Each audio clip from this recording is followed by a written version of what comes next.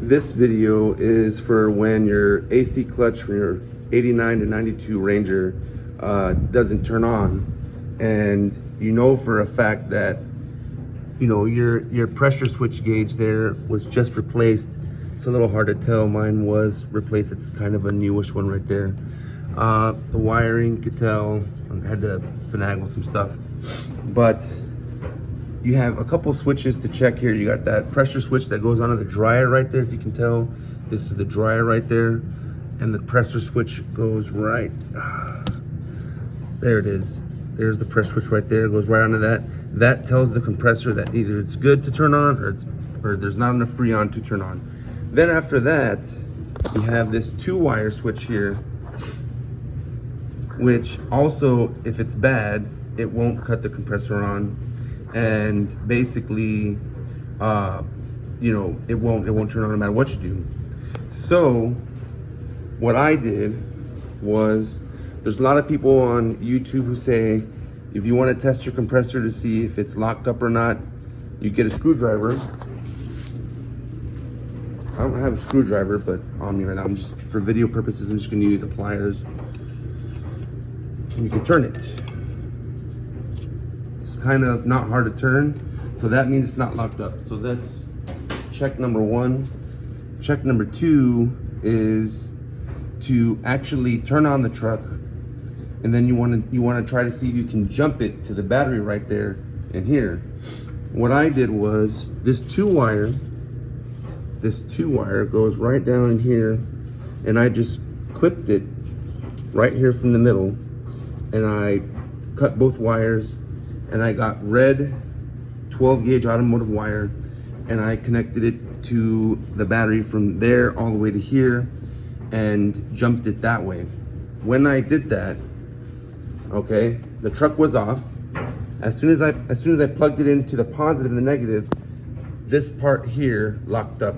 You could tell, because if you do it back and forth, there's nothing wrong with doing that. It'll engage and disengage, engage and disengage.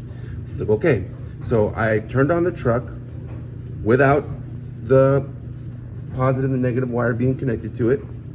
And once I had the truck running, I connected the wires to where they go, to that switch, which gave it a 12-volt connection, and it started running. But I forgot to tell you, before you do that, you have to connect a gauge to your AC to be able to tell you if it's low or not.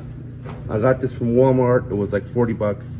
You just connect it on that side right there, and when you do that and you got the compressor running, right, because it's got a 12-volt connection, you'll actually see how low it is, and you got to start pumping it, from here until you get the compressor running with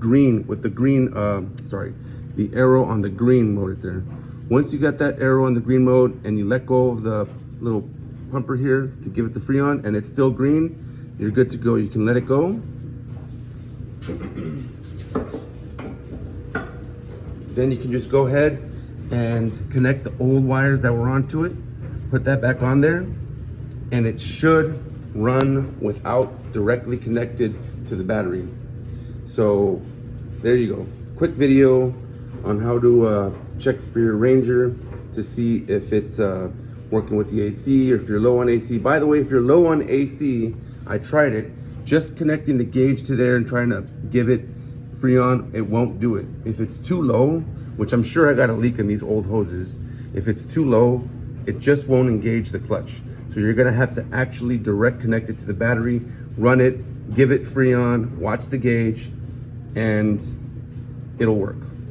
And then you can take it to a shop, and you won't have to drive in 115-degree weather, sweating balls, and drive it there and pay even more.